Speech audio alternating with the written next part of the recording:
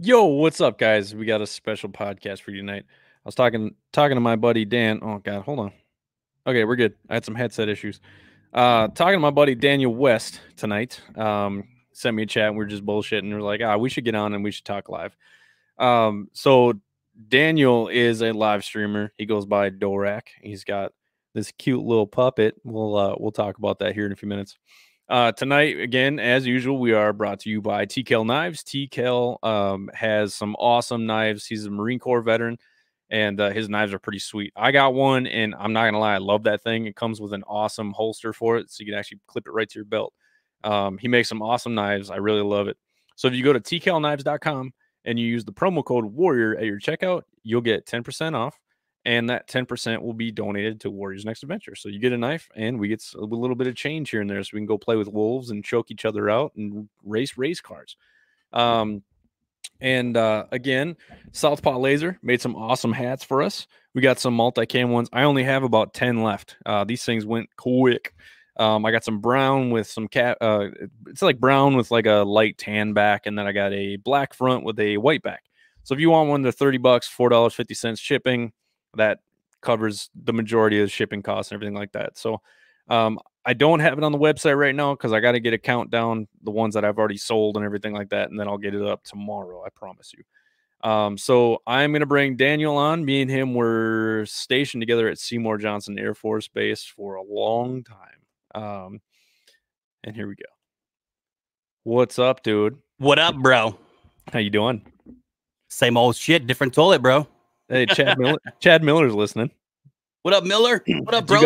You got the comments on? If you click I do. I actually have the video up so I can watch my fat face and your beautiful face at the same time. How you been, man? Just kicking it, man. Same old, bro. Just trying to live day and day, taking it day and day. It is what it is. I know, right? So I somewhat disconnected from most people when I left the military. You obviously know the reason why I decided to get out. I was a little salty with everybody, but you were probably the first person I recontacted when I decided to finally get my shit together, and realizing that I miss everybody. So I contacted you. I talked to Chad and like all kinds of people, like Stanley and Mays and all those guys. And, the old crew, the old bar crew. Got it. I know, right? When you text me that, yo, we going to Morgan's? I was like, oh man, God, I missed that bar, dude. I miss it so much, bro. We wasted so much time at that bar, time and money. Good times that we sometimes don't forget. We can't remember. There you go. Yeah, I don't remember half of that. I remember you guys. It was my 21st birthday, and y'all made me do my 21 shots there. I was going outside. I still have that photo, dude, where you're passed out at the fucking table. And me and Steve are hanging over your ass, just fucking thumbs up. No, that was my last night in Goldsboro, man. That was my last night drinking, and so that was your send off. That's right, dude. We decided to go out and just get schmammered, and yeah, I don't really. I forgot about your 21st, dude. Now I'm like drawing a blank, dude. We were alcoholics. You might have been deployed, but I think Hannah and Larry McKellar Smith were there. I still talk to both of those guys. You know what? I was deployed. That was my TSD deployment. You're right. Yeah, that's right. That's right. I think you came back, and we started hanging out shortly after that. I don't think I knew you back then because that was 2000. You were on deployments, and then I was in training. Came back, and then you came back, and then I went for deployment, and then we were on opposite rotations. Remember? Yeah, I think I met Corona before I met you. Through we all met Corona this year. Yeah, I can never say your wife's name properly. Karina, right? Yeah, Karina. Yeah. Oh, well, just say Karina, but it's just as it's said in Espanol, Karina. Corona, good enough. I miss her too, man. I'm so excited. Sometimes call her Katrina. I'm so excited to see you guys, man. I'll be down there probably the last week of April, early May. Okay, sounds good, bro. I was supposed to be there this year, but obviously Corona fucked that up. Good old San Antonio. There's a jiu-jitsu gym there called Veterans Jiu-Jitsu. I'm friends with them on Facebook, but I haven't really talked about doing a seminar there. But I think I'm going to. There's enough security forces guys there and Air Force guys. Military Town, USA, bro. Yeah. I mean, the whole point of this is trying to not only get veterans training jiu-jitsu, but also active duty and guard reserve, just anybody military affiliated, just because like the amount, you know, the good effects that I got out of jiu-jitsu. I mean, there's plenty of stories out there. I mean, there's a reason why I'm doing a documentary about jiu-jitsu, you know, so it does a lot of good for people. Oh yeah, of course. Look, like I tell people all the time too, bro. You got your thing with the physical side aspect of helping warriors, you know, heal through their wounds, and I do kind of like the video game side or the virtual side, you know. So it's like they go hand to hand, you know. We can talk about that later on too. Well, so you got your fucking puppet in the background. Let's talk about DORAK for a few minutes. All right.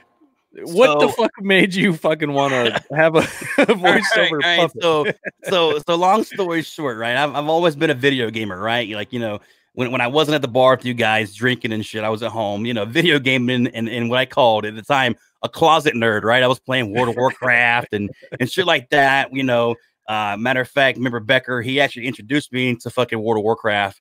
Man, if I would have known you played World of Warcraft in the military, me and Becker were playing World of Warcraft. Would have heard the end of it. And Beginnis, remember Sergeant Beginnis, kind of quirky kind of guy, whatever. He played with us too. There's a couple of us from the unit that played together, kind of like in secret. We never talk about it, obviously, because you know we're like these manly security forces guys. We don't play War of Warlocks, you know, whatever, right? Yeah, I never would have let you hear the end of it. Yeah, exactly. We're playing that shit, and so then when I got out of the military, when I got out of active duty, I needed some downtime. I had a lot of downtime on my hands, and I reconnected with one of our old bosses in the military, Master Sergeant Coughlin, and he told me about this whole thing on Twitch. And I'm like, what the fuck is Twitch? And then he was like, explain it to me. He was like, you should fucking do some online streaming. He was like, you know, it helps you with your social anxiety and shit like that, you know, your PTSD is like that. It's a really good tool, not just for you to spread awareness for the things that we advocate for, like, you know, mental health and shit like that, but it helps you as well. So I was like, cool. So I started doing that, and I was streaming just like I am now. Yeah. Camera on my face, and typical what you see, like, you know, Ninja and all the big guys do. And then one day I was like, you know what, man, like everybody who does that shit does this. They have a camera, they have the person, and they stream it or whatever. So I'm changing my newborn kid's fucking dirty ass, you know, diaper and shit, wiping some doo-doo off or whatever. And I look over in the corner, I'm like, Elmo, dude, what if instead of me on camera, fucking they saw a puppet on camera like Elmo? And I'm like, you know, it just kind of struck me. I was like, that's fucking genius. So I contact this guy that I searched with on the internet. And this guy, he makes puppets for like for like Broadway commercials, movies and stuff. Yeah. And I really liked his artwork and his designs. And then like I finally kept emailing him and was like bugging him like, hey man, can you make me a puppet? And he was basically like, man, look, I don't really do consumer, you know, for puppets. I do big production stuff, like, you know, thousands and thousands of dollars worth of puppets and stuff. Finally, he was like, all right, man, I'll build you a puppet. So enter the guy you see behind me, DORAK. And now I have a whole Twitch channel and a Facebook gaming page revolving around DORAK, and is known as the #1 foul-mouthed puppet streamer. If you guys out there have ever seen the movie Happy Time Murders or whatever, where the puppets talk shit and cuss and fuck and smoke and drink, all that stuff. That's kind of the vibe I go with, right? Like people's like, oh man, is this a kid-friendly stream? I'm like, by no means is it kid-friendly at all. So if you guys out there watching right now and you're like, oh, can my kids watch you play Fortnite? No, you can't, because it is an 18 and older stream. I can protest and tell you, and people in chat can even tell you, we do a lot of dark humor. You know, my community is a lot of veterans. I connect with a lot of veterans through that. Matter of fact, I say over 80%, 90% of my community are veterans. Some which were in the military, some, you know, maybe have just ties to it or whatever.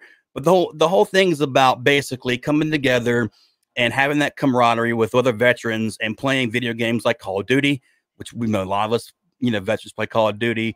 Or well, in Iraq, dude, there's like fucking PlayStations everywhere. All we would do is get together and talk mad shit to each other. Exactly, and that's exactly what it is, dude. Imagine that aspect of how when you're deployed and you're all sitting around playing games and kind of trying to forget your problems, right? Exactly. But you do that live on a streaming platform where other people can watch you and your friends, and you just basically having a good time talking shit and playing video games. Yeah. But it opens doors, man. Like it gets that camaraderie going with a lot of these veterans suffering from PTSD and in depressions or whatever. They don't like leaving their house. You know, they're you know, kind of like, you know, being a hobbit at home. Well, this is a way to Yeah. touch those people and connect with them. And then, you know, they start hanging out, and then eventually they maybe open up to you. You know, maybe Yeah, hey man, exactly. I'm having a down day. I had night terrors last night. Can we talk about it? And that's the kind of the community I'm kind of trying to create here on the web. But it's hard because let's face it, a lot of the web and these game streaming streams on the web aren't really necessarily toward military members. Now, I'd say out of the millions of streamers out there that do stream, there's probably like maybe 1 or 2% of us out there that actually are military streamers, right? And I'm part of another bigger organization too, known as Military and Veteran Gaming. They're a nonprofit as well that helps do the connections and stuff like that. And another thing, another nonprofit that this actually in your area, his guy actually has heard of your WNA, has heard about it. It's called Shellback Tech in the Minnesota area. He builds free PCs for disabled veterans and disabled first responders that he allows us veterans to connect and do these streams. Like, you'd be surprised, man. There's a lot of us out there that actually are going out there and advocating for veterans, you know, PTSD and all the other good stuff like that. It's a great overall thing, you know. Like, it's like I explain on my streams all the time. It's like, yeah, you got the whole fiscal aspect. I tell everyone, like, hey, donate towards next adventure. I explain a little bit about you, and I was like, you know, you focus on healing through recreational stuff like hiking trips, the Wolf Lodge, kayaking, stuff like that. And I was like, and then my realm was more focusing on the video game virtual side of things. So it's kind of like they kind of go together, you know? Well, see, the thing that bothers me when people want to sit there and tell me, you know, like, oh, don't spread yourself too thin. Don't do too many things because it's going to be confusing. Like, okay, hold the fuck up. You have veterans from all around the country, right? People in the military, go into the military. We're all from different places. We all have different, you know, different things we want to do. We have different hobbies. We have different interests. So why the fuck would I do a nonprofit that's helping veterans with mental illness, you know, PTSD and suicide prevention, and only do one fucking thing? Because you're going to get plenty of guys be like, man, I don't want to climb a fucking mountain, but I want to go play with that wolf. You know, and then you got guys, or you got guys like me, this fat as fuck, probably couldn't climb a mountain to save his life. You know? Well, we go over to my buddy's house and we play virtual reality too. He's Aaron Williams, man, dude. You guys would get along so well. Me and Aaron used to fight together. And he came into the gym, and dude's a monster. He's like fucking like 280 pounds, like 6'6". And I was a little nervous, but I fucking jumped on him and I whooped his ass just because he had never trained jiu-jitsu. And so we became the best training partners because his ground game sucked, but his stand-up, dude, he was long, he was hard, he hit so goddamn hard. He was my favorite but most hated training partner. But he's a huge gamer. He builds these big ass, like his PC that he built is like $4,000, just handmade. He's got like, you know, he's got like water coolers and shit in there. I was like, what? This is like some rocket shit. Fully aware. I was like, I don't even know what the fuck that is. But we go over to his house and we started boxing. There's a boxing game for his Oculus. He runs through his computer. And bro, it's like one of the best workouts I've had without getting punched in the face. It's fucking awesome. So I'm sure. Have you played Pistol Whip before? No, I don't do VR stuff, but because the VR right now with this resolution so low it is, I'm one of those guys, unfortunately, that puts on the VR stuff and it gives me headaches and shit. So I just can't really get into it. Yeah, there's this game called Pistol Whip. It's where it's constantly moving forward, and you got guys coming out of nowhere trying to fucking shoot at you, and you got a gun, and you just got to try to shoot them. Just to reload, you just shoot it down real quick. Yeah. But I put that shit on like on like the highest difficulty, and dude, you got to like be fucking doing somersaults and like backwards rolls and shit, and like slipping left, slipping right, dude. It's insane. It's such a good workout. Every time I leave Aaron's house, dude, I'm literally dripping in sweat. It's fucking crazy. Yeah, dude, it's so much fun. I can do that shit in though. Yeah, I know, right? Well, in Minnesota, like right now, it just snowed yesterday, or like I think yesterday. Yeah, yesterday it snowed like fucking 4 inches. Wow, and then I don't want to hear about it. It was 90 degrees here in San Antonio today. So that's why I fucking hate Texas, man. It's too hot.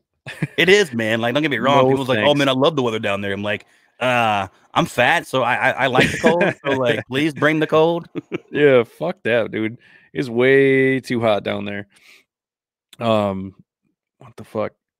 Trish was asking when we're going over to Florida. So Trish is a personal trainer. She's pretty much saying you guys should come down to her classes because she apparently whoops the shit out of people. She was in the Navy. So she's a personal trainer, and she pretty much makes people cry. So I told her I'd do one of her classes when I go see her. Probably gonna whoop my ass. So dude, I wanted to talk to you. You know, as long as you're okay with talking, I'm pretty sure you are. But a lot of things that a lot of veterans are dealing with is like not going to the fucking VA, right? And so I was one of those guys. Yeah. So you were one of the, why don't you tell us your story about getting out of the military and finally when you decided to go to the VA? It was a decision that me and my wife made. Basically, pretty much the wife had told me, and you know my wife. Everyone knows my wife pretty much was stationed with me. But anyways, she was like, "Hey, I would prefer you not to be active duty anymore. This is kind of a rough lifestyle. I don't know if we can continue to do this, especially if you want to have kids. This is something we need to talk about." So I was like, "Okay, cool." So the middle ground was I got out of active duty and I went straight into the Guard. Like I think I got out active duty in June of 2013, June, July, August. In August or September, I went straight into the Guard here in San Antonio, right? Yep. And I was doing my weekend duties in 2 weeks, stuff like that. Now it's all right. Now that's another topic in itself, the Guard versus active duty, but you know, that's no here nor there. But anyways, so I'm in there and was having some issues with my back and stuff like that, and just overall just generic stuff that most veterans suffer from when they separate, right? That we don't really necessarily notice while we're in, or if we do notice, you know how our career foot is. You don't go to a doctor for shit because you're too afraid that you're going to take your fucking gun away from you, or you're going to be deemed one of those broke troops and get put on that fucking stupid ass, you know, work duty unit squad or whatever. So yeah, the Rod Squad. The Rod Squad, right? So, fuck that. Anyways, I'm still talking to this sergeant in the Guard. He's like, "Well, look, bro," but he's, I mean, let me put you this way. He was like, "When you get into your 50s or 60s, and you're probably gonna need back surgery," he was like, "Would you rather pay for that out of your own pocket, or would you rather have Uncle Sam pay for that?" And I was like, "Well, that makes sense." He said, "That's why you need to go to the VA and get your rating." He said, "Even if you get a 0%, it's just, if it's considered service connected, they'll still pay for your back surgery eventually." I was like, "Hey, that makes perfect sense, right?" Nice. So I go to the VA here. And I understand a lot of people have their ups and downs and the hatred for the VA, but I'm under the impression that it's definitely it's a local thing, right? Because here the VA here in San Antonio it's amazing. It's a great system. You know, maybe where you live it may not be so great. I know my brother.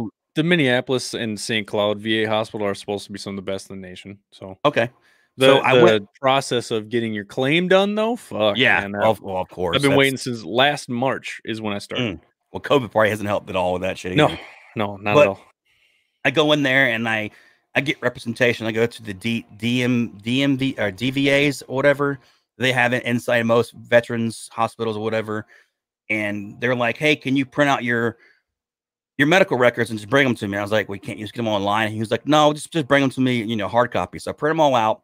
I sit down and I was like, he's like, "Well, you write down what you want to claim from VA, and then we'll tell you what all you can claim." So I knew I had my back, you know, I hurt my wrist and stuff before. I had a TBI with that rollover in Afghanistan that one time too, with the incident over there on the TSC deployment.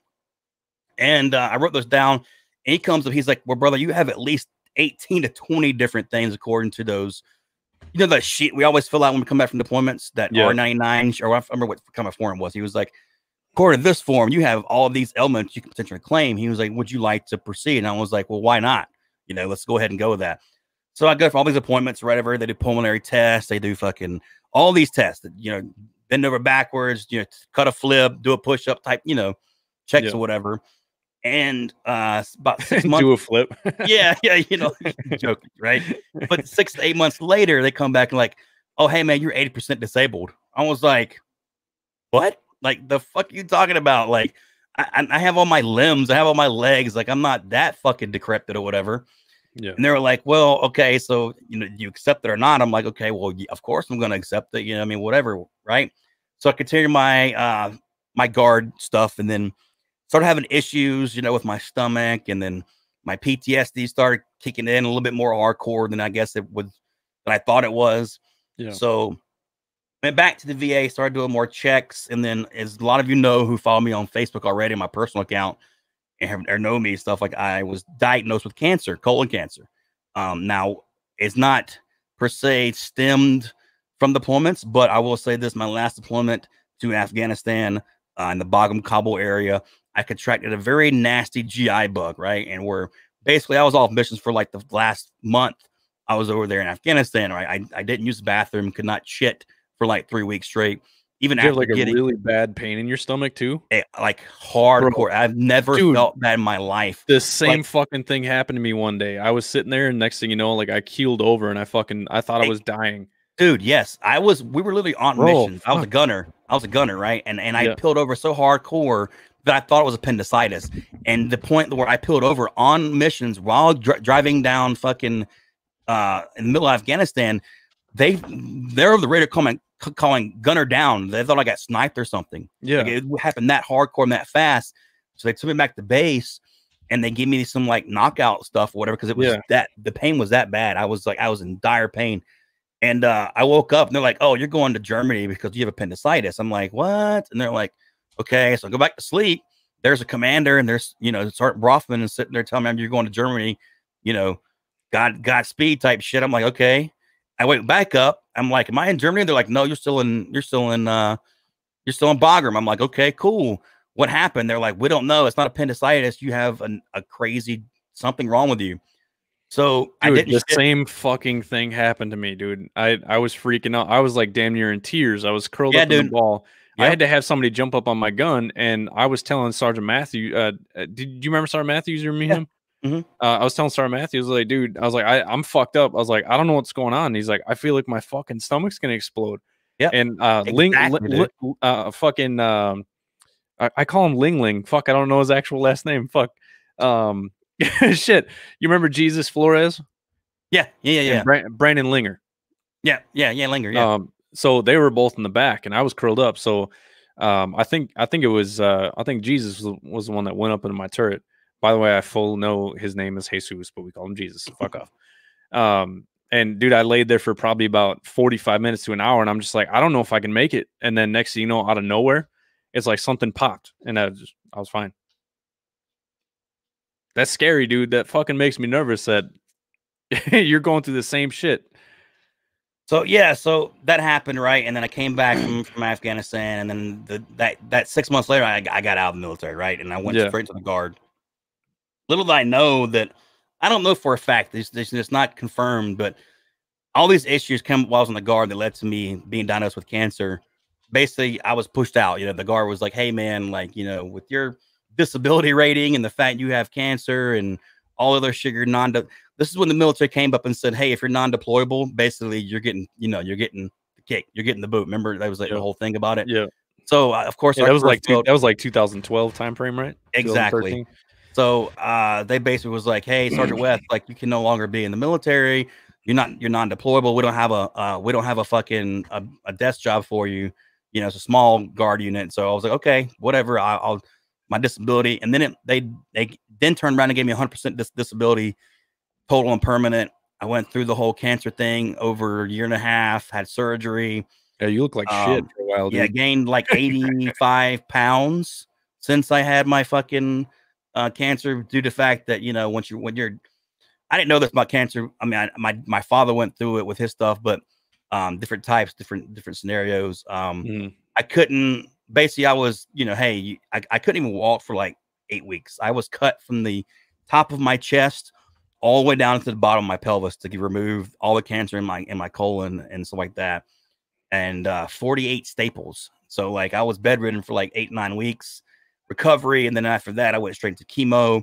And while you're on chemo, it's just like, it's funny, we talk about this COVID stuff, but that's kind of life I had to live before COVID, because when you're on chemo, you're more susceptible to, fucking all these illnesses that can lead to pneumonia and like that. So, and not to mention chemo, they're pumping me full of steroids and all this shit, which made me gain all this weight. I couldn't go to the gym. I was limited to what I could do. I'm still not even over all that shit because, 6 months ago I was deemed cancer free. Beat cancer, hell yeah. Colon cancer.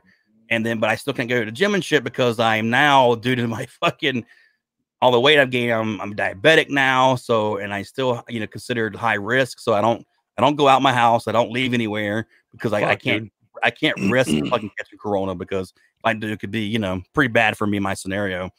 And then I had my first 6-month CT scan checkup. And then last week they discovered spots on my lungs. So I went in, matter of fact, yesterday, and they're fairly small, but basically if from what they told me as it stands right now, they're doing research that is stemming from burn pits, potentially all this stuff. They had that sheet like I told you. Yeah. Where, hey, we seen you have this on been exposed to burn pits, blah blah blah blah. If then they told me I was doing CT scans every 6 months, but now I'm doing them every 4 months now. If the spots on my lungs get bigger, then I'm gonna have to, unfortunately, they'll do a biopsy obviously, and then go straight back into chemo. So it's like, ugh. Fuck, So it's dude. like I'm still battling this shit, but I'm still, still going strong. So she can't hold me down. So it's whatever. It is what it is. When life gives you lemons, you fucking squeeze the hell out of them, make lemonade, and throw in some vodka and make hard lemonade, right? And just go with it. Yeah, some guy named Mike had that same idea. Fucking man, this sucks. The thing that scares me is since I can fucking remember, I have this like horrible fucking pain in my chest. And it feels like constant anxiety, or like literally just somebody fucking just like standing on my chest, and I can't fucking breathe. I literally have no fucking lung capacity. And my last couple fights, dude, I couldn't hold up. I couldn't breathe. And then I got knocked the fuck out in 2018, and I couldn't keep up, man. And I'm not blaming on that. I felt like I could never get good at cardio. And so once I quit, I realized that my fucking lung issues are still happening. So I'm like, what is going on? And so March 2019, I finally decided to file my VA claim. Because it sucks, because like sometimes I'll just be talking, next thing you know, like my lungs, I feel like I just ran a mile and I can't fucking breathe. I have heart palpitations all the fucking time. And so I actually had my first VA appointment today. I did all my I did a lot of the, what do you call it, the when you apply for benefits, when they do all their fucking screenings and everything like that. The screenings. I did most of that, but they didn't they wouldn't give me a stress test because I didn't qualify for benefits or something like that, was what they were telling me. And then when I got approved for 40%, I decided, okay, now I'm going to go in and I'm going to go to the VA and get my shit checked out. So I told her all the things that I've been dealing with, and she's like, you need a lot of fucking tests done. She's like, you need a CT scan of your chest, because chances are, because of the amount of time you spent in Iraq and Afghanistan, chances are you're having some issues from the burn pits. Yep. She's like, we're not really allowed to say that. Exactly. Like, exactly what they told me at the VA. Verbatim, they said the exact same thing, like pretty much. It just doesn't make any sense, man. So it's like, there was the guys from Black Rifle Coffee, Matt Bess, and I can't remember the other guy's name. They were on Joe Rogan's podcast, and they were talking about the burn pits and how the government doesn't want to accept the fact that the burn pits caused any issues, just because then they'll have to pay for it. How could it not? I mean, think about this logically, right? Like, we literally burned any and everything in those burn pits, bro. Tires, everything. Everything, trash, everything. Can you imagine all the stuff that goes in the burn pits that like have labels on it where it'd be like, oh, harmful if inhaled, or harmful if fucking breathed in, or if you eat this shit. And then it's in a burn pit where basically some people have the unfortunate opportunity of having to live right beside the fucking burn pits, where you're fucking smelling that shit every day. Like we were in the Reapers, wasn't even a mile down the road, there's the goddamn burn pit. So it's in that smoke would go right over our fucking compound every goddamn day. Of course. Yeah. Were you ever in Buka? No. I was supposed to go to Buka, but I had an incident with one of the NCOs that kicked me off the deployment pretty much. Oh, fucker. 2008, when you drive around the backside of Camp Buka, back where the prison is, that's where the burn pit is, and we had to drive by there every day because we were the perimeter patrol, and we did the QRFs and shit like that, and so we're ASO, so we always had to drive back there at least fucking 2-3 times a week. We're driving through the burn pit smoke, and it's just like I was a gunner too, so all these deployments, I'm driving right through it, and I literally have like a cloth mask over my fucking face, and now with this Corona thing, everyone's like, "Oh, you gotta wear a mask." I was like, "Oh, okay, yeah, whatever. This shit ain't gonna fucking help you." Forever, yeah. Fuck that.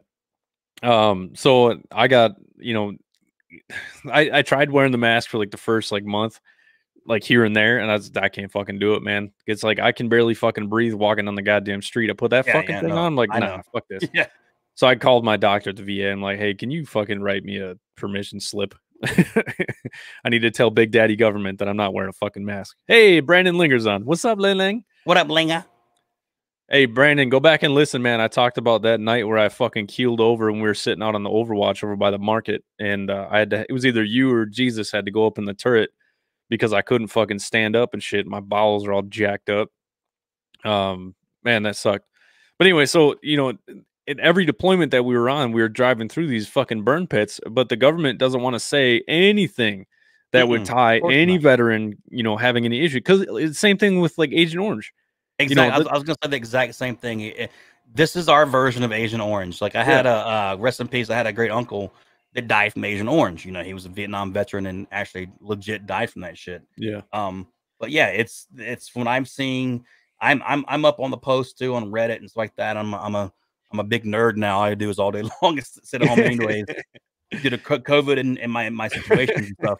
But like, I'm all about the conspiracy theories or even stuff like that. But it's not necessarily a conspiracy theory. It's it's legit our version of Agent Orange. It really is. That's the first. You're not the first person to say that. Use that comparison.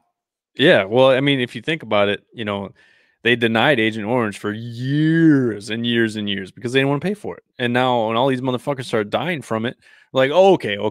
Yeah, Agent Orange actually caused some issues. It's the same thing, but we're calling it out right away. It's like, dude, you drive through like tire smoke and like rubber and all kinds of shit that's not supposed to be burnt. They literally threw everything in there to burn it. And how would that not cause how would that not cause breathing issues? Yeah, of course. So it bothers me to think that the VA, I'm not surprised at all, that the government's fucking us once more after we get out of the military. Brandon said, like, when it gets cold, it hurts to breathe. Bro, I'm in Minnesota too. Just walking around outside right now. It's just well, for me, I mean, I don't really have the whole I had that too, but I always, chalk it up to maybe being overweight now. But anyways, I'm just being lazy. But like for me, I have constant I have bad allergies as it is, right? I take Zyrtec every fucking day in my life anyways here in South Texas because it's just that bad here with allergies in general. But like I'm always clearing my fucking throat and I don't even smoke, like, at all. I haven't smoked a cigarette, dude, since I got out of active duty. Like literally since 2013, I haven't even touched them. So but like every 5 minutes, if I don't take fucking an allergy pill, I'm over there every day, or I'm constantly coughing up, that phlegm in the back of your throat, and it's like, what the fuck? Where's that even come from? Like, I don't smoke anymore. Like, what the fuck, dude? Like, but luckily I'm not spitting any shit up, but I'll be talking for a minute or two, and I'll have to take a huge deep breath because it's like my body's not getting oxygen. I got sleep apnea really bad too. Yeah, same here. I'm in the same boat, dude. You got the mask, bro? Not yet. I'm getting all my tests and shit done. Like I said, today was my first VA appointment. So Friday next week, I got to drive out like an hour and a half because the VA hospital here in Minnesota is booked out until the end of fucking December. So now I got to drive an hour and a half to go out to another VA just to get a fucking appointment this month. Well, so they're doing everything online over the phone.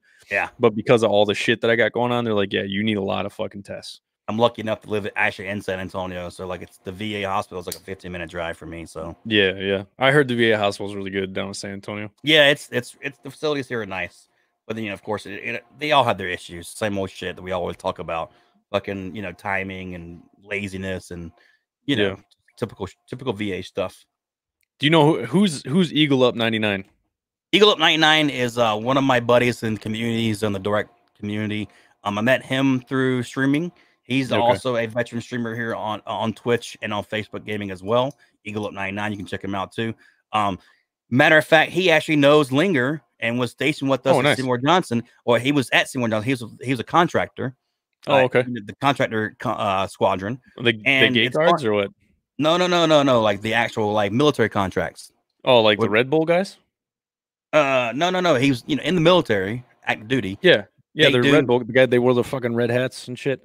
I don't know. It's ironic that fucking he was at Seymour with us. I didn't know him then, but like it's just like I literally met him through mutual organizations through gaming. I'm like, he's like, wait, you're at Seymour Johnson? I was like, yeah, dude. He's like, so was I, and I was like, oh fuck, like it's just that's crazy. A small world, right? He knows Linger, and he knows guy who else did he knows? I forget somebody else. Red Horse, not Red Bull. I'm a dumbass. He was Thanks, man. Actually one of the head guys from that big motorcycle club in Seymour Johnson, the military MC. There he was one of the head guys there at the MCs at Seymour Johnson. I was like, dude, we rode bikes too. Nick could tell you a great story about riding bikes. Yeah. So for y'all don't know, wear a fucking helmet when you ride a motorcycle. Don't cut flips in the middle of the area on the fucking highway. Christ, man, I was so lucky that I didn't die, dude. So that day, oh my God, bro. We had you gotta imagine this. I was behind you and I watched the whole thing. I was like, oh my God, Nick just died. Nick just died. I was like, holy fuck. I was like, oh, it was scary. But then it was funny because of the fact you popped up right away. I was like, I know, right? Fucking God. And then we were so scared. We're like, get on, let's get out of here before we get in trouble. Dude, I don't know why I wanted to get the fuck out of there so bad. I was just like, I didn't get to the hospital. You didn't have your license, that's why, remember? No, I had my license, but I didn't take that motorcycle safety course you have to take the fucking DOD. Right.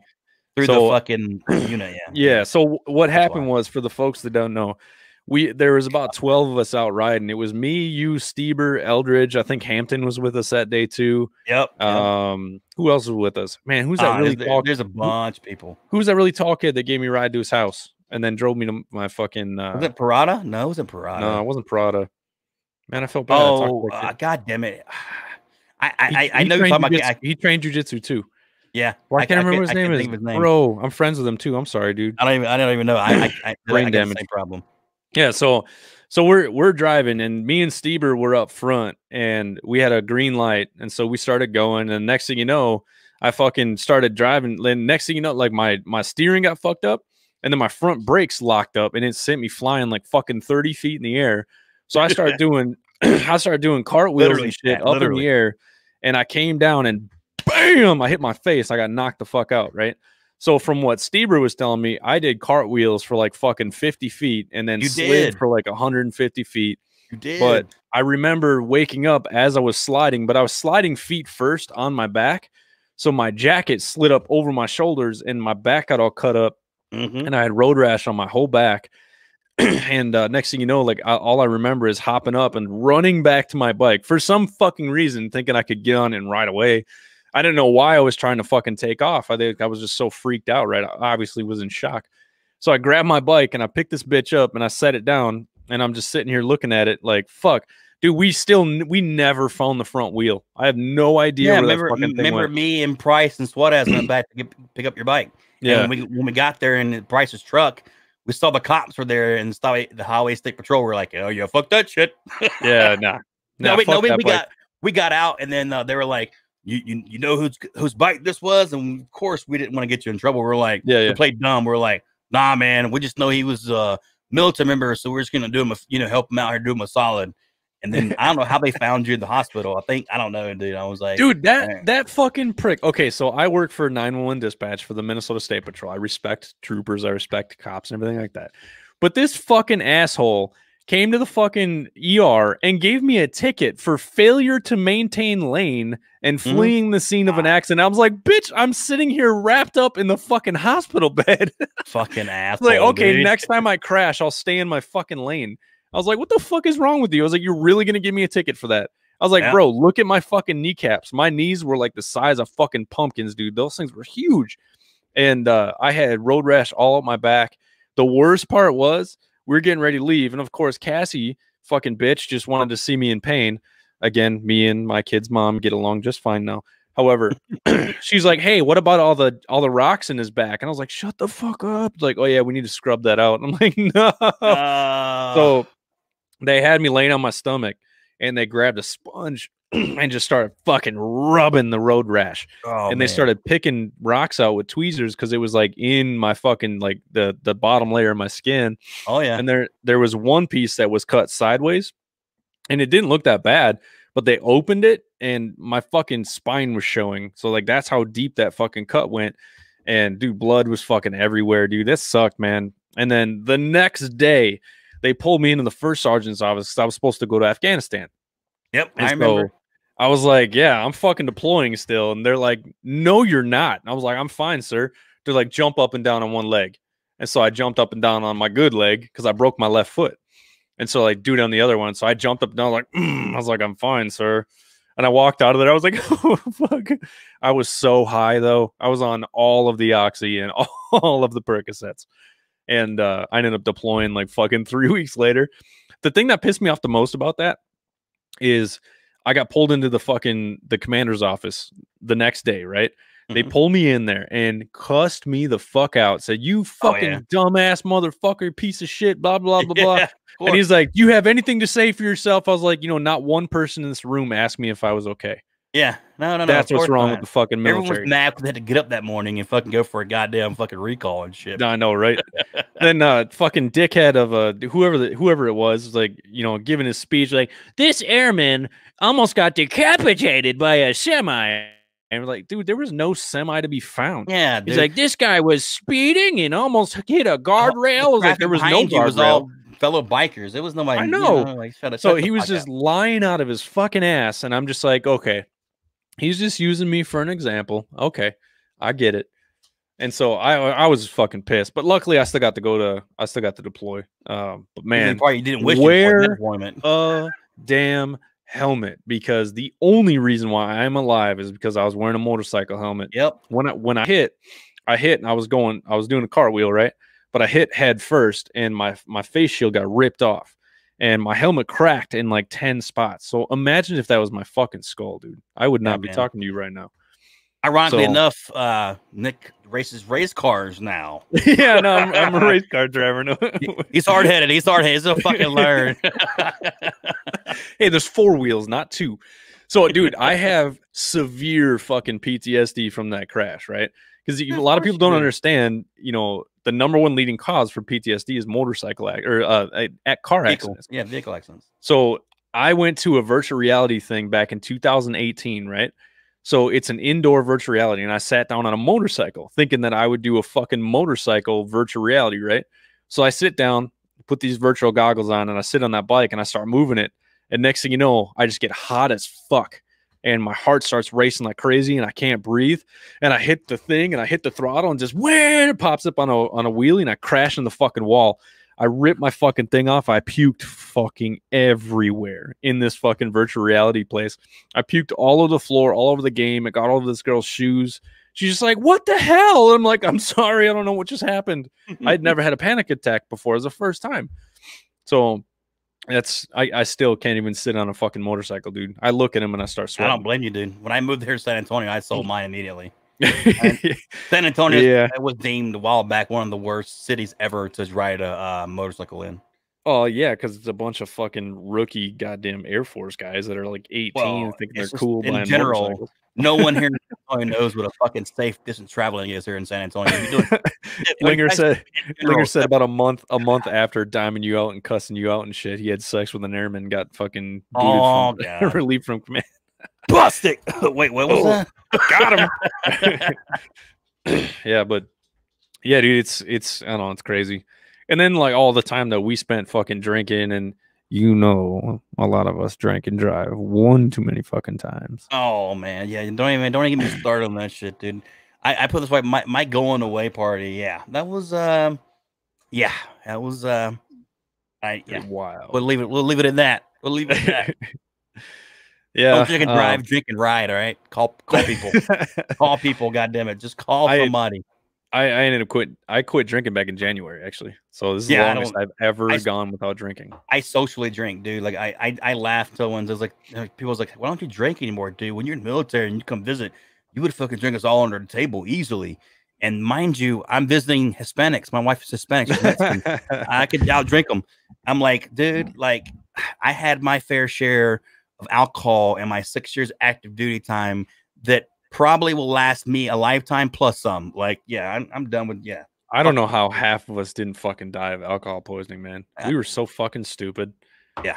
And I get having a beer and drinking with the boys and shit. Like, I'm not against drinking. The reason why I quit drinking is because I did have one vet who was having issues with alcohol, and so I made him a deal. I was already thinking about quitting drinking. I was like, listen, I'll quit if you quit.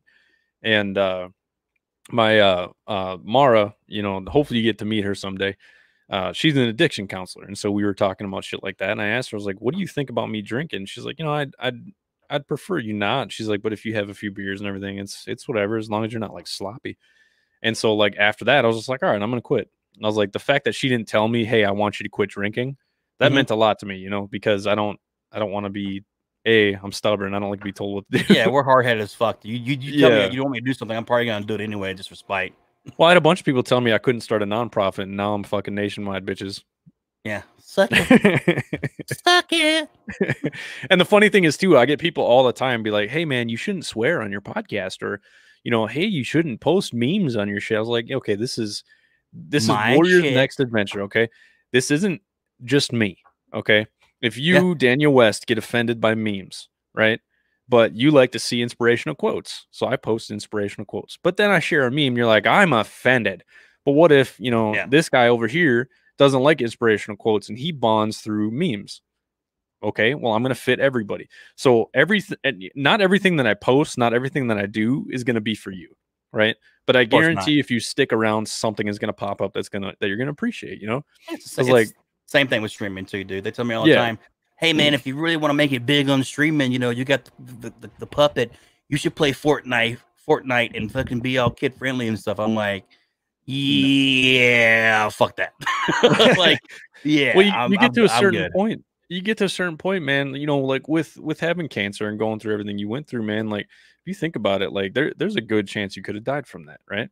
I mean, still might could, you know, hell, fuck it. You know, like life's too short, man. Do what you want, man. Be honest. I hate to say it like that, but that's exactly what I was going to say. You know, it's like, why not do something that you love doing? Why sit there and just conform to what everybody wants you to do? You know, actually get out there and do something that you love. You know, even though Jim Carrey's kind of a fucking wacko these days. Oh, of course. He said something that it stuck to me. You know, he's like, you know, my dad could have been a great comedian, but he chose to do something safe. You know, a couple of years later, he was fired from that safe job. So he's like, if, you know, there's always a risk of, you know, losing something that is safe. So why not risk losing something that you enjoy? Why not do something you love? Right? Because what's the worst that could happen? Fucking doesn't work out, get a job. Right? You know, because a lot of people want to sit there and complain like, well, it's really hard. It was like, no, getting a job is fucking easy. You're picky. That's it. It's hard chasing your dreams. It really is, man. Like, you know, don't get me wrong. I would love to one day to be able to be that fucking streamer that you see go live on Twitch or fucking even Facebook gaming and have 4,000 or 5,000 people watching him. That way, to me, would, you know, validate my hard work and maybe make a living off of it, make it a career per se, as opposed to as it's a hobby right now, right? But like my biggest thing is to advocate, right, for fellow veterans, #N22, you know, shit like that, mental health side of it. But as it stands now, man, it's hard, you know, like getting viewers, getting people to come and watch your show, watch your stream. It's difficult because demographically speaking, a lot of the people that do watch those streams are much younger than us. They are, how can I put this in fucking sensitive way? They are the opposite leaning politically of us. So they don't necessarily agree with what we do and our lifestyles and what we stand for. So therefore, I don't really get that much attention. And it is what it is. I've come to terms with it, you know, but you know, it starts with you guys out there watching right now. Matter of fact, you know, hey, you're probably sitting back and you're like, hey, fucking, that's cool as fuck. You know, like, you know, you stream or whatever. But like, really, like, it helps when you guys come to the show and like right now for Nick, thanks too. You guys coming into the channel, talking, chatting about it, even just leaving a comment or something. Leaving a comment, smashing that like button, sharing the shit. You know, like that's what it is, man. So it's hard. It really is, and it's really not about making it or breaking it. It's really living your dreams, but it's the journey that you took to get to where you are. That's what makes it special. Right. And like, nobody sees that work either. They just see the success. That's it. Yeah, exactly. They think, oh, you know, it's the same thing with your podcast, same thing with your nonprofit. They're like, oh man, Nick's out there. It's easy. Anybody can do it. And they don't know the hard work it takes to get your nonprofit off the ground. They don't have no idea. Oh, he's just playing video games. It's nothing to it. Like, you'd be surprised the fucking work that it takes to fucking do podcasts or do streaming and shit that I do. And it's a lot of work. It really is. Well, that, and you got the time, you got the equipment, you got the knowledge, you got the studying, you got the research, you got all these things. Like, and people don't understand. I work 100-hour weeks. I'm fucking constantly working, man. I'm up late. Not to work. So I mean, but nice. Yeah, God bless you, dude, Nick. Because I mean, there's no way in hell I'd be able to do it now with having a kid Yeah.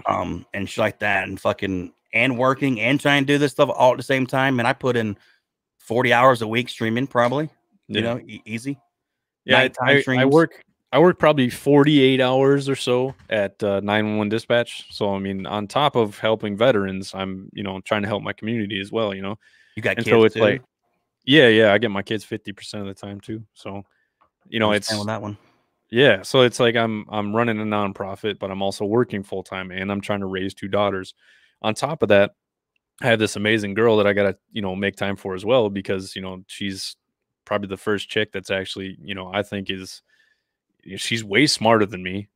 She treats me well. She cares about me. She actually takes care of me, which is awesome. You know, so it's like I want to give her time as well. You know, and in the beginning, I was in the mindset like, man, fuck everybody else. It's all about me. But it's like, no, it's not because, you know, the whole reason why I do what I do, I tell people all the time, your self care needs to be the most important thing in the world. And so a lot of people try to say that I spend too much time trying to help vets, and it's like, no, you don't understand. Have you ever read the 5 love languages? Yep. You know, Yeah, hey, yep. I actually have that book amazing book. somewhere. Yeah, I have that book I somewhere. would recommend that book over any other book in the world for you to read right now to better Oh yeah. understand your I relationships. mean, Not there's a reason why me and Karina are going on 13 years of marriage, right? Like that's yeah, think about that. It's a long time. Holy shit. big dick. No, I'm just kidding. How'd you get that one, Danny? Oh well, I got a big old ego and personality to boot. I mean, shit. And I Oh, can no, it's sing like too, by the way. yeah, well, man, my daughter's finally sitting there singing. You know, there's this app called like Sing Star or some shit like that where you can like sing karaoke songs. She actually sang Chicken Fried and said, "This is one of my dad's favorite songs." Dude, I cried when I heard that shit. That's I fucking cool, man. yeah, she's terrible, but no, I'm just kidding. She's That's she's she's that's actually really probably the good. worst thing about COVID for me, and then going through cancer because I couldn't be out in public is like, no karaoke, man, dude. I'm not gonna lie, dude. I've been throughout this whole country, fucking different places, deployments, and station here, station there, going there, dude. There is no bar that beats Morgan's setup with Bro, fucking karaoke, I dude. Because I miss was like, Morgan so much. I felt like a superstar in that fucking bar. I would sing 20 to 30 times a night every there. Oh man, it was so great, dude. I It miss was it funny so too much. because like everyone's like, "Oh, Dan's gonna sing again." We're like, well, of course he's gonna fucking sing again. Why the fuck? What Yeah, else would he be doing? exactly. And then like we'd all say, I remember we were just getting ready to go to Afghanistan, and dude, we had like 70 cops in that bar, and we were all singing fucking we were all singing the Journey song, fucking "Don't Stop Believing." Yep. That shit was hilarious because we had like 40 people on stage. Everybody in the bar was singing it like it was like out of a movie, man. Like almost every night that we had together like that, it was like that. We had some crazy nights, man. It was so much fun. You're roboting out for some reason. Carter said, "What's that? You're roboting out for me, but it's probably my connection, maybe, hopefully. Yeah, is that better? Yeah, a little bit. Okay, good." Carter Adams said, "We had to go there specifically for you to sing before my going away." It's like I felt bad, like somewhat too, Carter, because like a lot of people was like, "Hey man, let's go to Heroes, let's go to here." I'm like, nope. You want to hanging out west? We're going to fucking Morgan's, goddamn it! If they're open, we're going to fucking Morgan's, because a lot of people really found that bar. Like let's face it, it was a fucking hole in the wall, right? Like it was that bar was a shithole. yeah, But it was a our kick shithole. bar, but I loved it because I was the star of the show there, and I was in good with the owners. I put it this way, I don't know if anybody ever knew, but I had an ongoing running tab that I paid off once a month because of our tabs are so high at that bar. Like literally, they were like, "Hey man, like you just pay whatever you can each month because dude, me and Karina both were $200 a night easy almost every night we go." Yeah, dude, we spent way too much money on alcohol. Imagine how much money we would have had if we didn't drink. Oh God, Can you dude. imagine how much money we would have? Man, we were so fucking dumb. And it's funny too, because like I stop and think, and it's fun to reminisce and think about all the good times. But man, we had so much fun. I would never change any of that for the world. But it's the last thing that I want to do right now is go to a bar and get hammered with a bunch of people. I want to go in the fucking mountains and I want to disappear with a group of guys and I want to talk about life. That's what I want to do. And that's what I do with Warriors Next Adventure, and that's why I try to do most of my stuff that doesn't evolve around drinking. Because all those times I go back and think was masking pain, and masking depression. Ah, lost you, bro. We're gonna wait for Daniel to come back. He's probably having some internet issues. But yeah, like what I was saying is, oh, here we go. Yeah, I got you back. That's better. We're good to go. But no, like, so it's, you stop and think about all that time that we spent drinking, man. All of us were fucked up in the head, man. The shit we see overseas, the people that were overseas, all of us, all we wanted to do was deploy. I didn't want to be home, man. I hated being home, so I would just drink because what else could we do, And then I started thinking about it. It's like, you know what? All I want to do is deploy. I don't want to be here. And I started realizing, like, you know what? I stopped and thought for a little bit. It's like, you know what? I can understand why Cassie ended up cheating on me, is because she was always a second thought to deploying. I always wanted to deploy. I wanted to be with my brothers. I wanted to be with you guys overseas. I didn't want to be with her. And we didn't have like the greatest marriage. We had fun and stuff like that, but we weren't connected. We had no connections. Our love languages were obviously completely fucking separate. So when we separated, it really opened up my eyes to realize that, I haven't really been in a good relationship ever in my life. And I was like 25. Damn you, West.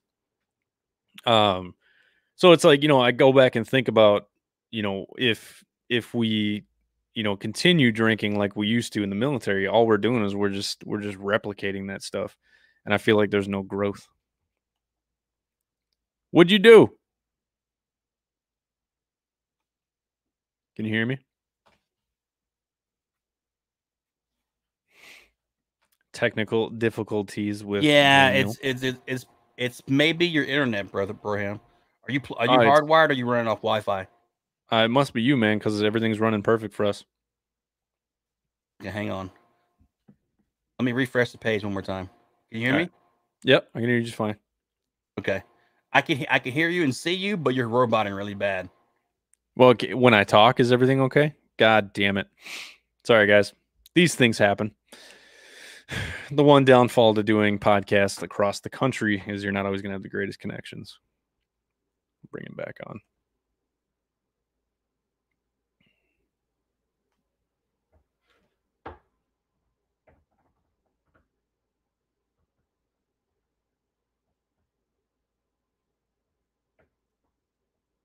Yo, is that better? Nick, can you hear me? Can you hear me? Can you hear me? Can you hear me? Hello? Ugh. All right, I can. Can you hear me now? You're booting up, bro. There you are. Hello? Can you hear me now? Yeah, you're still roboting, though. I don't know why. Can you actually hear me, though? Like, is it just my video? You sound like a robot. Oh, my bad. Let me switch my fucking things here real quick. Sorry, guys. There you are. That's better. How about now? Yeah. You're closing the tab or something? I switched over. So I got a external audio interface. So I have a Focusrite Scarlett 18i20. Yep, I have one of those. I don't use it anymore. Oh, I love this thing. So it's an every night thing with West. That's what Alan Cran said. yeah. Cran's one of my moderators on my streams. But yeah, so I got this because I love doing podcasts. I actually have 3 podcasts right now. One of them is pretty successful, but it's 100% anonymous. So we don't tell people who we are. I have a fake Facebook and we promote it through fake emails and everything. So nobody knows who we are, but it is, we have viewers all around the world. It's kind of crazy. You gotta pass that info kind of shit on to me, bro. I won't tell. That is something that you should listen to, because it's kind of like it's like a men's advocate podcast. So a lot of women confuse it with anti-women. So it's mainly talking about men building their value and teaching men that, hey, it's okay to be a man. It's okay to, there's a lot of guys that, bro. Oh, fuck that. There's a lot of guys that want that traditional lifestyle, with, a wife stays home with the kids and they go to work. There's nothing wrong with that as long as that woman wants the same thing, as long as that's okay. But for some reason in today's society, people want to sit there and think that a woman, it's really sad that they just want to stay at home and be a mother and take care of the house and the children. How dare you have your own opinions, goddammit. I know, right? What is this bullshit? So we're talking about stuff like that. No, that's not the life that I want. You know, I want a woman who's independent. I want somebody who can take care of themselves and not expect me to pay for everything, because that's not. I don't work and do everything to pay for somebody else. Those are the type of women where you're like, well, what do you do for me? And then the men sit back and go, well, I pay all the bills. I literally pay all the groceries, utilities, the household stuff. I maintain the house. I cut the grass. I do the yard work. I maintain our vehicles, and I watch kids from time to time. Yeah, but what do you do for me, though? It's like you're like, what the fuck are you talking about? Like, well, that I think a lot of that is just love language miscommunication. And that goes back to the 5 languages of love. Again, that book is really phenomenal, by the way. So the good thing is, you know, me and Mara have a podcast. It's called the Rebel Perspective Podcast on Spotify. We only have 4 episodes out right now because every time we go to do a podcast, we end up just laying in bed together and just talking about shit. So we pop up. Got you. Yeah, and that's literally it took me way too long. Oh God. But no, we have some amazing conversations. And so one thing that I'm starting to understand is, like, I crave intellectual conversation. I want to talk about things. I want to know, like, deeper meanings. I don't want to just talk about surface level shit. And that's why I started this podcast, so we can have these kind of conversations, you know, but on top of, you know, the whole camaraderie, going back and reminiscing as well, because I mean, that's fun. But the bottom line is, I want to know some real shit. You know, I want to know about your struggles. I want to know about, oh, my daughter's listening. What's up, buddy? You should not be listening to this. I want to know. Hey, Daniel, say hi to Nadine. Nadine's watching, dude. She probably don't remember me, but I have photos when she was a baby of her and Taz. Oh no. See, look what I made her YouTube channel, Nadine Poopy Face. I love you, you're gonna be a star. I know, right? Dude. Whoa, what happened there? Nadine is like one of my biggest fans, man. Like she goes to everybody and she tells people that I play with wolves and I'm a race car driver and I climb mountains and I was a cage fighter. Like, dude, this little girl, she talks about me all the time. She is one of my favorite people in the world. She's the cutest fucking kid. She got the kindest heart I've ever met. And dude, I gave her a phone just so I could talk to her when she's at her mom's house, because I hate not being able to talk to her. And so she'll send me Snapchats and stuff like that. And that's cool, man. She's a good kid. I love you, dude. It's some emotional side that some people don't get. Kids are amazing. They're cool. Yeah. So how old is your son now? You said 2? He just turned 2 in July 28th of this year. So yeah. Okay. So we have another similar situation going on. So Charlie, my youngest, is she's 7. She's autistic. She doesn't talk. Hi, Nadine's friend. What weirdos listen to podcasts? Only if their dad cool. That's your demographic. That's your dumb. I'm like, I was telling people the other day, it's like you do the streaming thing, and my demographic is targeting a much older audience. That's why my viewer count's probably not the best in the world, but it was what it is. I'm still gonna do me, right? I'm not gonna cater just to get the views. Yeah, but it's like I told one too, like, you know, with rule number 1 in entertainment, which is what podcasts and streaming is in general, it's entertainment, right? A form of free entertainment. But know your demographic. That's rule number 1. And studies will show you your demographics from streamings and podcasts is anywhere from 14 to 25-year-olds, majority of the of your audience. So yeah, I mean, most of my audience, so most of these podcasts on Facebook get probably anywhere from 25 to, like, some have reached like 4,000 viewers. YouTube, man, my YouTube is terrible. Like, I only have 110 subscribers, and I only get like maybe 10 to 15 views per episode, but everything's on Facebook. So Facebook is my demographic. So that's where I promote, and that's where I do that stuff. I love you too, buddy. So that's where I do all my promotions. So my focus is Facebook, because that's where my demographic is right now. Also in Instagram. So I'm a part of a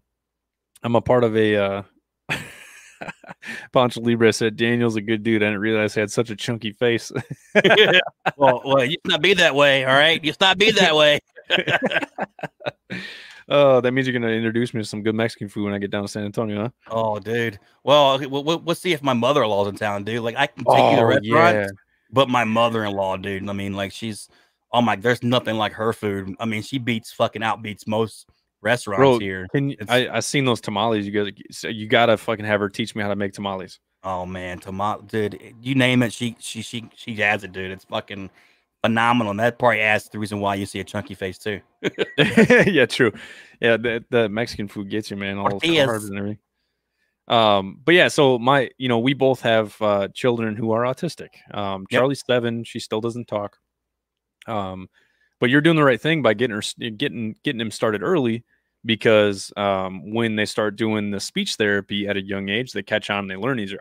Is he using PEX boards yet with the pictures? Yep, he's already doing that. We just started that about a month ago. He's Good. He basically already brings the pictures to you. Hey, I want this, I want that, I want this to eat, that kind of stuff.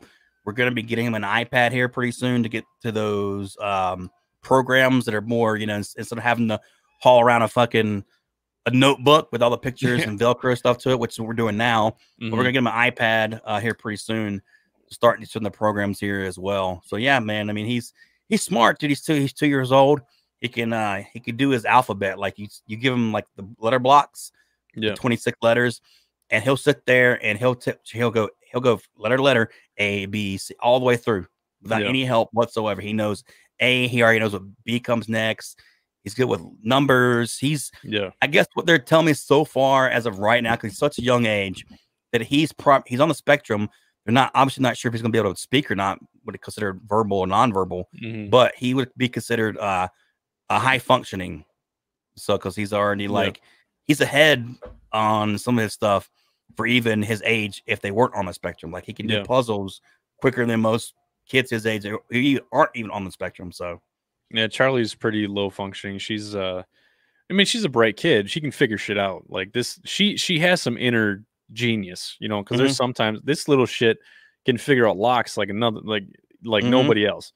There's been a couple times where I literally have 3 locks on my doors. She literally figured out how to get all 3 of them off.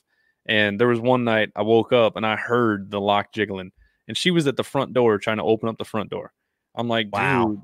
And she has no idea of what danger is. Yeah. I've seen the instance you've had with the school before, and that's tough, man. I'm not gonna lie, that's dude. When her school lost her, it took every ounce of my power not to go down to that school and beat the shit out of the president, not the president, the principal. I was imagine pissed. She was found a mile away from school, next to a lake, with no shoes on, no socks, and no pants, because she loves water, but the second she gets wet, she has to take all her clothes off. So we have a lot of naked incidents. So I bring a lot of extra clothes everywhere we go. And she's finally potty trained. She's 7, and I finally 1 month I'm like, no, I'm fucking done with diapers. So I just started putting her in underwear and putting pants on her. And every 30 minutes we go to the bathrooms, like, okay, go potty, and she would just get pissed and start screaming. Until one day she accidentally went potty, and then she just looked at me. She's like, "Oh, okay," because she would wet her pants, and then she just take her pants off and throw them at me. You get hit in the face with a fucking wet diaper.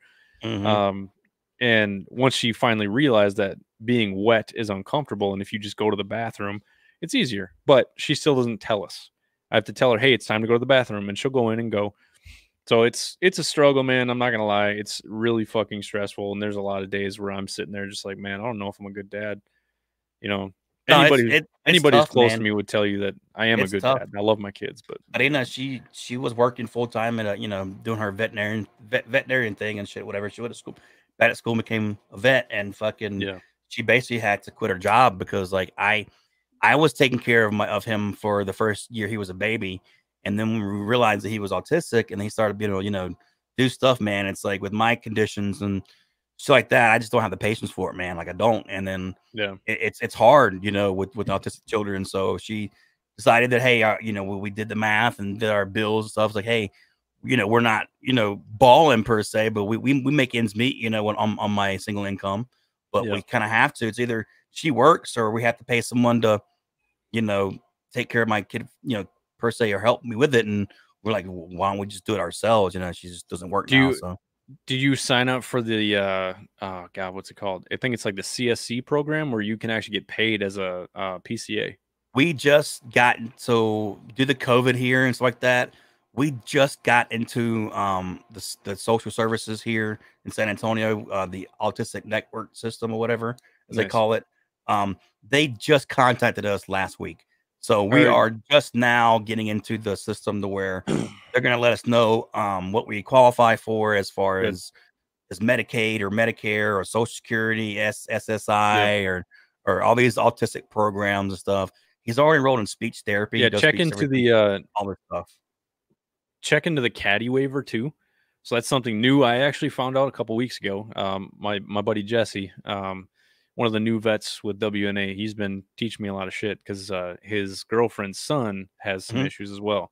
And so they're telling me about the caddy waiver. And so pretty much what that means is you get qualified for a PCA, but then what happens is you actually get paid to be the PCA. So like if you have to like quit your job or you can't go to work because you have to take care of your kid, then you can actually apply for those hours and you get paid. You only get paid for like 3/4 maybe of what a regular PCA would get paid. Every little bit helps, you know, obviously. Yep. Yeah. So, hey, do me a favor though. Yeah. And send me those links because your boy here, amongst other married men, we have a CRS disease. So you know how that works. Can't remember shit, by the way. Yeah, that's something that I'm fucking dealing with here. And I actually found out, dude. So we blew up some fucking shit with some C4 over in Afghanistan, and my dumbass, my headset wasn't working. I stood up, and the blast went off, and we were maybe 100 meters away from it, and we packed way too much C4 on that thing. And I think who was it? Anyway, so one of our guys got to set up the charge and everything like that, and so I got hit, and like I smacked my head on the fucking thing, and I like fell over and shit, and I laid down. You didn't ever meet Serge, so I fell down, and I was sitting next to the driver, and I looked over at him. I'm like, "What the fuck?" He's like, "Are you sleeping?" I was like, I think I just got knocked out." So I just stood up, and of course, being in Afghanistan, you don't say shit because if you do, then you're gonna get your gun taken away from you, and you can't deploy, you can't do stuff anymore, you can't play. So I actually told the lady today at my doctor's appointment, she's like, you know, there's a TBI clinic you can go to. I was like, I never reported anything.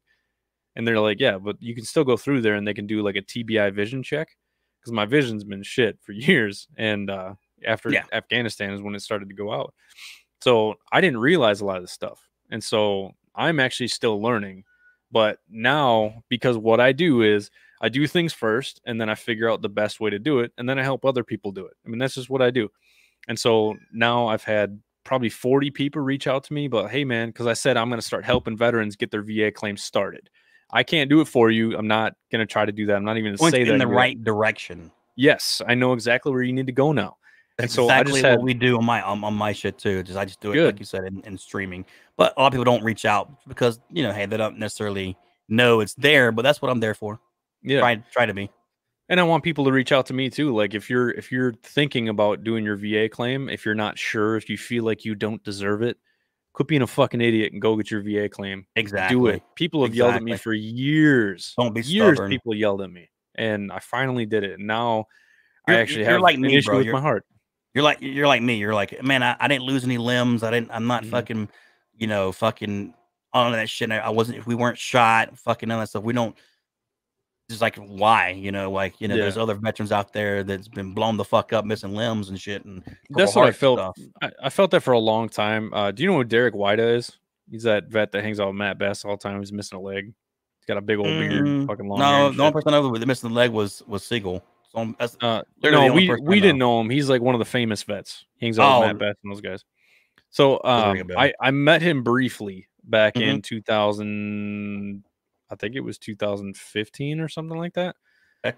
So I met him briefly at a benefit, and I was talking to him, and I was like, "Yeah, man, I was like, I never went to the VA. He's like, I feel like I don't deserve it." He's like, "Dude, go to the VA. What are you doing?"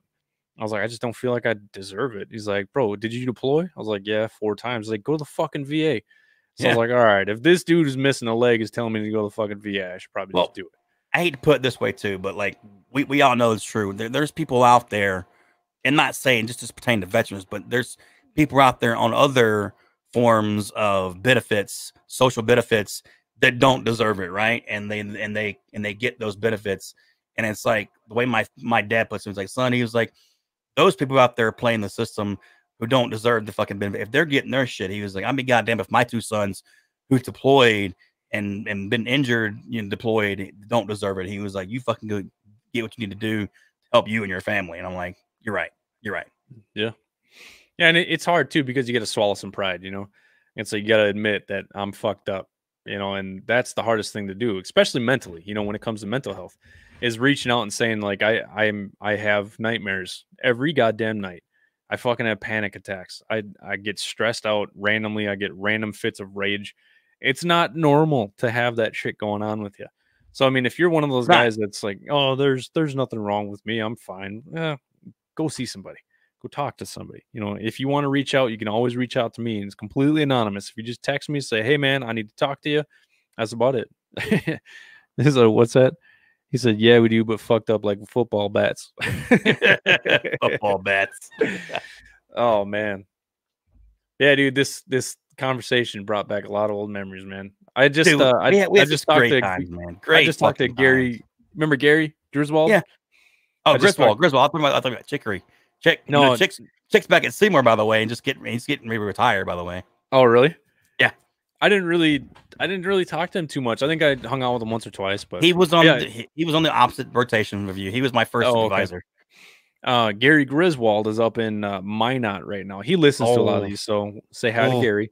Oh, Grizzy, I'm sorry, you're at Minot, brother. Shit. He's a dependa. He's a dependa up at Minot. Oh, well, okay, maybe you're not that bad off then. All right, whatever. No, dude, he just got an awesome job. I don't know if I'm allowed to talk about it, but it's a job with the government. They let guys that short strip. That's weird. Well, they need people to do, they need people to do the limbo, and he could just walk under it. So, he's gonna help them out in that area. Oh man, I miss Grizzy, man. Bro, he came up to visit Minneapolis, and we went out to the bar and we were just hanging out, bullshitting and everything. I'm like, man, please come to Minneapolis. Dude. And then he ended up so many good times with me and Suarez and Grizzy on shift talking shit to each other, dude. It was fucking awesome. Grizz and Suarez together talking shit was the funniest thing in the world. Highlight of my night every time I was with those fuckers. I was like, God damn it. I'd be with Grizzy and Suarez would be on the desk. I'm like, Grizzy, let's go to the fucking desk. And he'd be like, why? I'm like, just go. And I knew when he walked in the door, here goes Suarez talking shit. I'm like, yeah. Awesome. Dude, me and Grizz every single day. Like, so I was police 1 for the longest time. And so like I only worked a total of 11 months of flight, dude, in the 6 years that I was in the military. But those last few months after I got out of Airman Leadership School, it was pretty much me and Grizz every day on fucking police 1s. First thing we do, we go straight to the what do they call it? The building, the hotel on base. It was building, right? That's what we call it. Yeah. So we go to building because they'd have coffee for us, and we'd sit down, we'd sit there, and the girl at the front desk was always really cute, so we sit there and talk to her, and then we go do our routine perimeter checks. We go into the desk and fuck with the desk sergeant as much as we could, depending on who it was, and then we would literally go buy a giant box of the Krispy Kreme donuts that they had at the shopette. And we would just sit on the flight line and talk shit to each other and see who could fucking piss the other one off the fastest. So that's literally all we did the last like 6 months, man. That shit was fun. You recently posted that picture of you chasing that fucking chicken too, the one that was running the flight line. Dude, I'll never forget that day. So like it was me. Remember Simmons? Jacob Simmons? Yeah, I remember Simmons. So we were like the only two, I guess we call country fuckers, right, on flight at the time, right? Yeah. And they fucking had the chicken. And then we get a call on my cell phone, I think it was. I forgot who was the desk sergeant. Like, hey, by chance, do either one of you fuckers know how to catch chickens? I'm like, oh, really? Like, why? Because we're from the South. We know how to catch chickens? Yeah, we do. So they're like, well, can you go respond to the fucking dorms and catch this goddamn chicken? And then literally got there, dude. And me and Simmons are fucking cracking the fuck up. We're like, dude, no one wants. Dude, there was police patrolmen that were there that were scared to go up to the goddamn chicken and catch that motherfucker. They're like, I'm not touching the chicken.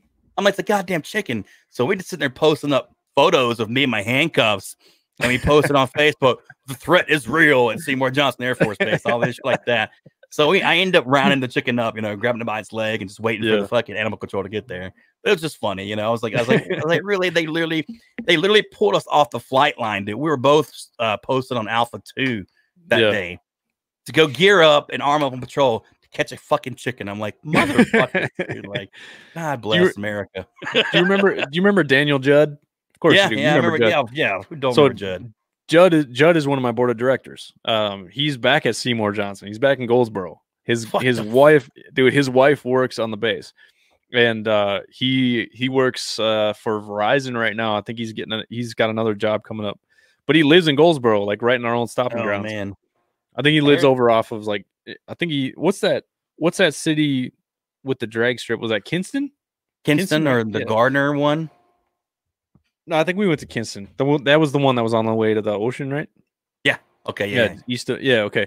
So yeah, we used to go there all the time, man. Now he's got this like really cool Dodge truck that he's obsessed about. He gets boners about it, talking about it. So he's like fixing it up, trying to make it a drag truck. It's old. It's like a 2019 Dodge Ram.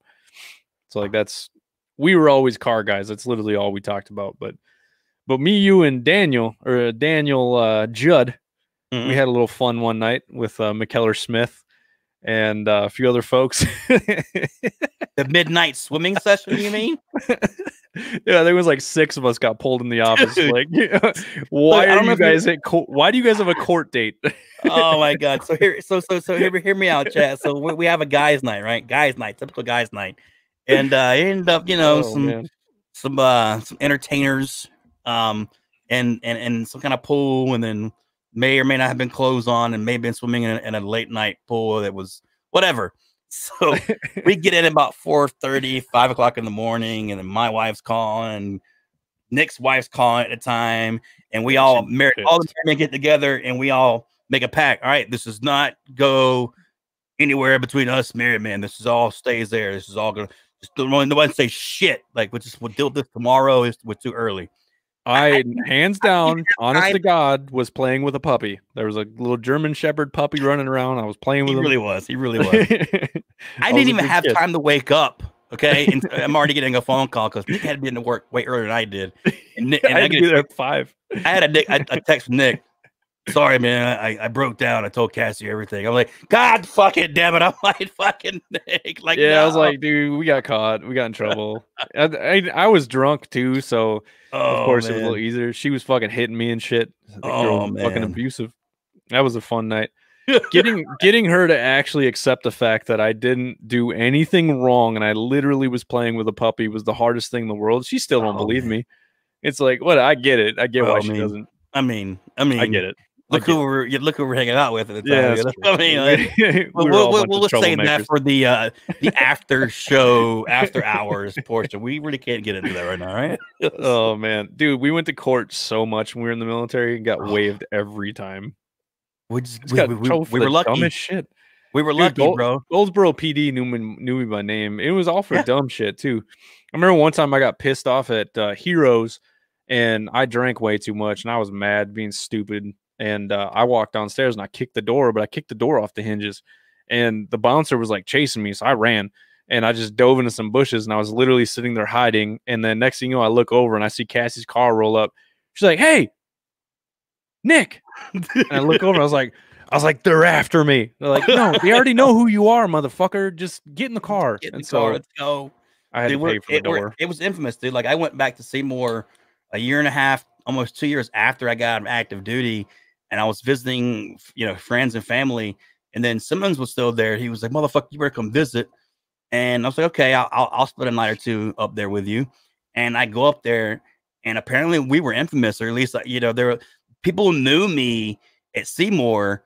I was meeting people like, "Oh," I was like, "I've never even seen these cops day in my life." They were new troops and people I've never even met. "Oh, you're West. Oh, we've heard about you." I'm like, what the fuck? Like, I haven't been in this base in over almost 2 years. The fuck? How have you heard about me? "Oh, we've heard about you." I'm like, oh fuck, man. Like, really? Like, yeah, we got that bad, bro. We were that bad. I can't believe I got called into the captain's office about once a month. Airman West, can you please stop hosting and throwing house parties? I'm like, what are you talking about? Man, there was one night me and McKellar Smith were fucking fighting on the lawn. It was fun. Like, it wasn't like a violent thing, but I was training jiu-jitsu and fighting at the time. And so I was fucking super jacked up and all rage. And he was bigger tn me. So he's like, "Oh man, I'll fuck you up." So me and him went at it on the lawn. I won. Fuck you, Smith. I still love you. Remember that night? I remember that night too. Man, that was fun. There was one night I climbed your roof. And I was a little too drunk and I got stuck up there. And so I literally just sat there for like 3 hours, like, dude, I don't know how to get down. And so I sobered up and finally figured it out. There was a couple nights where, do you remember the beer pong championship crown that I made? Yeah, I think we still have it here somewhere in my house. Oh my God, that thing was hilarious. We were so fucking stupid, man. It was so fun. I seen it like a couple years back when we were doing some spring cleaning in my garage. I'm like, oh shit, there it is. Oh, dude, that was so fun. Me and Corona, though, me and your wife, woo, we were Undefeated killers on that table. Yeah, dude, you guys were fucking tearing it up, dude. There was like a year straight where me and Corona didn't lose. We were smashing people left and right, man. It was so fun. Oh God, the last place you would see me is at a fucking house party playing beer pong right now. It's just, It sounds like the worst thing in the world. Yeah, I'm not gonna lie. I'm like, oh my God, like just thinking about all the times and how much alcohol we would drink, dude, is making me hungover right now. I'm like, fuck, I need some coffee and some fucking menudo or something. Like, what the fuck's going on over here? Oh man. All right, dude. Well, we hit an hour and a half. I gotta fucking go. I gotta pack some hats up and stuff. So, well, brother, it was good talking to you as always. You know, my phone's always open. You know, vice versa. So, you know. So remember that that Call 22 video I just put out, man. Fucking 22 days straight. Call a veteran every single day. Yes, sir. So, and don't forget, guys. You know, hey, smash that like and share the fuck out of this podcast, and you know, give your boy DORAK a little like and a gander too. If you're in the streaming, by all means, you know, hey, check me out. I'm on Twitch, DORAK _, and here on Facebook Gaming, I believe it's DORAK86. So do you take subscribers and everything like that on your page? So it's all fucking free, right? You don't have to pay any money to actually watch my stream or anything. But if you want to support what I do, you can subscribe on Twitch and or on Facebook as well. I have a merchandise shop as well, DORAK.stream. All proceeds that I make goes back into the stream, and or if I have anything extra donations or whatever, it all goes to nonprofit organizations like Warriors Next Adventure, great nonprofit organization, you know. And then another nonprofit I advocate for, Shellback Tech, like I explained earlier, a guy who builds PCs for disabled veterans and first responders. So if you want to get involved in that shit, shoot me his info. Yeah, I will. We can connect, and that's what it's all about, man. I mean, all these nonprofits connecting with each other and helping veterans on both sides of the spectrum. You know, whether it be recreational or video gaming is a good realm. You know, hey, fuck it. You know, we're there. And for anybody out there watching right now, you know, I stream every night pretty much after around 8:30, 9 p.m. CST. If you feel like hopping into my channel or my show, want to fucking game with me or talk to me or whatever, don't hesitate. I'm here to listen and point you in the right direction if I can help you. So cool stuff, man. All right, dude. Well, hey, I'm going to drop you off. Stay in the broadcast room for a second. I want to talk to you for a second before I get off. All right. All right. All right. Guys. Love you, homie. Later. Hey guys, thanks for listening in.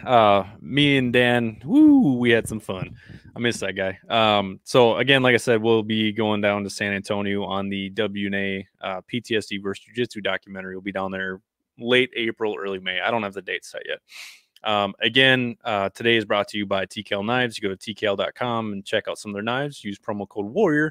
You get 10% off, and he donates that 10% to the nonprofit.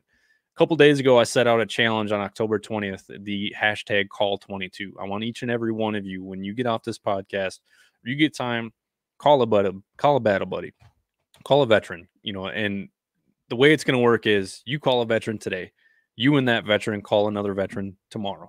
The next day, all four of you call another veteran. I want this to turn into a whole ripple in the pond. If we do this, we literally can reach every single veteran in the country. I want each and every one of you to start reaching out to your friends, reach out to your loved ones. And again, as always, if you're not a veteran, you don't know any veterans, call somebody who you haven't talked to in a while. Call a friend, call a family member, call your grandma, call your grandpa. When was the last time you talked to them? The whole point is to get the community talking again. With all of the civil unrest and everything going on right now, the best thing we can do is actually reach out to each other and let each other know that we care. I love you guys. Thank you again for listening. I'll be back on, I think, either Monday or Tuesday. I can't remember which days I got set up. So keep an eye out. I'll be on around 3 o'clock Central Time. Love you guys.